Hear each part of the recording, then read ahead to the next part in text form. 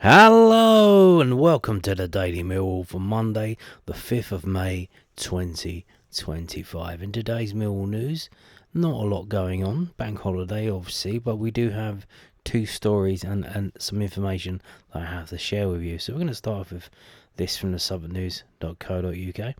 We will not be taking it lightly. Alex Neil sets early tone for Mill's next campaign. Alex Neil does not intend to rest on his laurels after Mill narrowly missed the playoffs following their 3-1 loss at Burnley on the final day of the season, saying a strong finish to the campaign does not guarantee success next term. The Lions ended the season in red-hot form, winning 5 of their last 7 games to reel in their playoff-chasing rivals, and they headed to Turf Moor level on points with 6th place Coventry City. They came up short against a Burnley side that finished on 100 points and went unbeaten at home, ending 2 points behind the Sky Blues. That was Millwall, who ended up 2 points behind Sky Blues, not Burnley. Neil does not think that form will automatically carry over into next season and wants to strengthen over the summer. Just because we've done well this year, it doesn't ever guarantee next year, Neil said. I'm fully aware of that, and there are so many teams that do really well. I think in Millwall's first year when they came up, they finished 8th, and the following year they finished one place above the relegation spot. Your championship football doesn't determine anything because you've done well for a spell. So I'm fully aware of that, and we will not be taking it lightly. We'll be trying to strengthen, and we'll try to make sure that we hit the ground running next year, and hopefully we can build a bit of momentum. I think that's been the big part of the last 10 games, is the momentum we've built and the belief we've built on the connection with the fans and the players. And when you add all that together, it's a recipe for success. Next year starts afresh again, so all bets are off at that point, and we need to do it again. We're built on solid foundations, we've got a strategy, but what we want to try and do, and there'll be people coming and people going in the summer.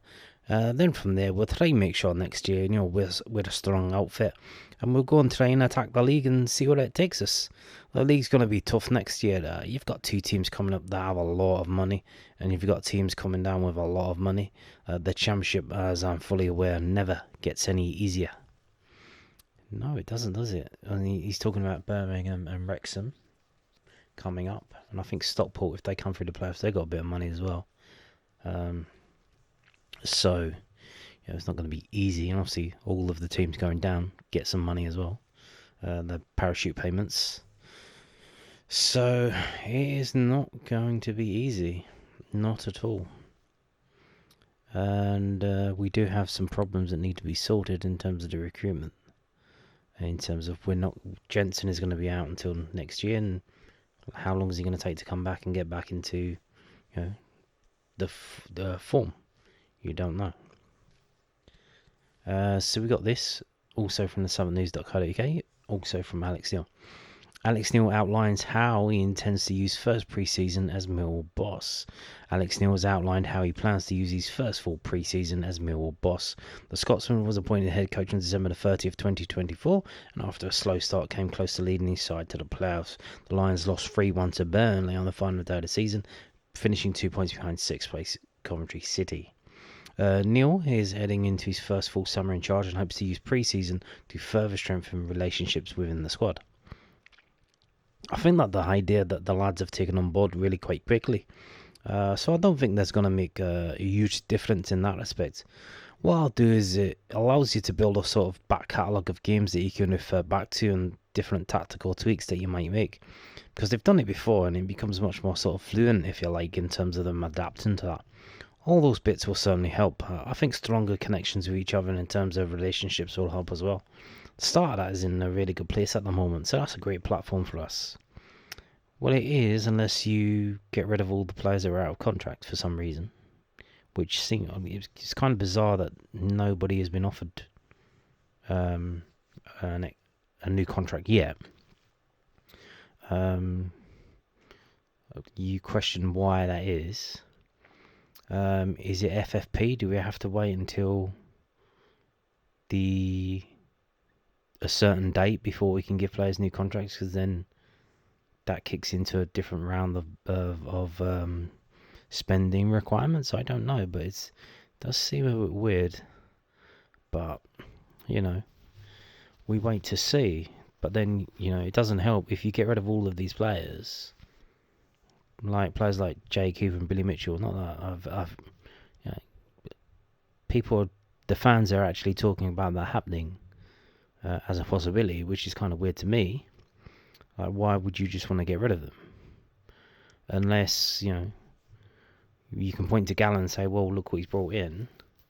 Yeah, he brought Ivanovic in. Yeah, but he brought Kundal in. Kundal scored in his first game in, and he hasn't done much since. Brought Negley in, and Negley's been injured. So,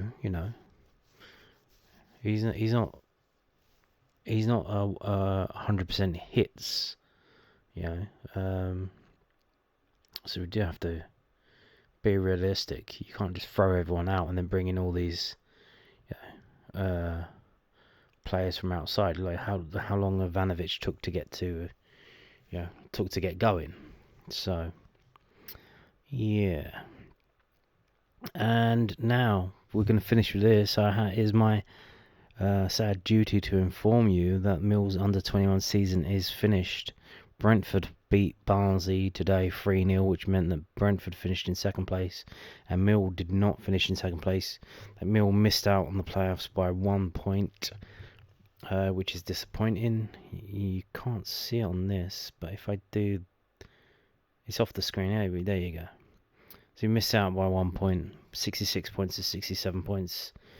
We lost the fewest amount of games in the division. We only lost 5 games, but we won 20 and drew 6. And here's the thing: due to all the injury problems, with the first team and that, obviously the under-21s have lost a lot of players. They've lost a lot of players to the first team. Bangor, Williams, and George Evans, and others, Danny Kelly, and others.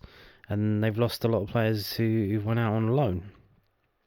Good players, so it seems like every week they're trying to scramble to get a team together, and a lot of the players are under 18 players, so they're playing under 18 games on the weekend and then playing Mill under 21 during the week.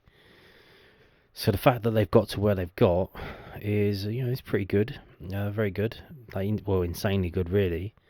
The only thing that what you got to realise is that Bournemouth came into this division for the first time this season. Before this, they were in the Premier League system. They were in Premier League 2 or whatever it's called. So obviously they got some very good players. And Brentford similarly, but I think they were here last season as well. So they've been here for like 2 seasons. So they've dropped down a division because the division above is a bit too tough for them. So they've come down to this level, and they're very good. They're very good teams. But again, what is the purpose of the under-21s? It's to develop players for Mill's first team, and they're almost certainly hitting the mark on that. Again, I've been very impressed in the makeshift team that they've been putting out in Harry Taylor, centre back at the back. I think he's like 18 years old. He's insanely good. He is insanely good.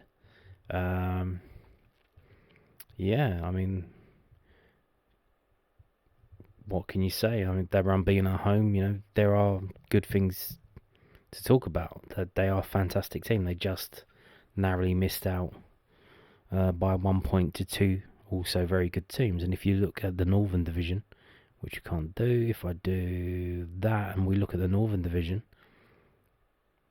look at the Northern Division compared to the Southern Division. The team at the top's got 64 points and second's 56. So we're in a much harder division. This is a very tough section. The Southern section is a lot better than the Northern section, and we held our own. Just, over the season there are a few standout moments you could point to thinking, well, that was a bit diabolical, and one of them, I was actually there. The away game at Ipswich was winning, 3-1, and then Ipswich scored 2 goals in the injury time, and it's like, where the fuck did that come from? Like, you could have held on at least concede 1, but to concede 2, that was a shame. So that win would have helped us out, and that would have taken us up, but oh well, it is what it is. What are you gonna do? Still, Still some good prospects coming through the under-21s. So we'll see how they crack on next season. We'll see how the first team cracks on next season. And on that note, thank you for watching, and goodbye.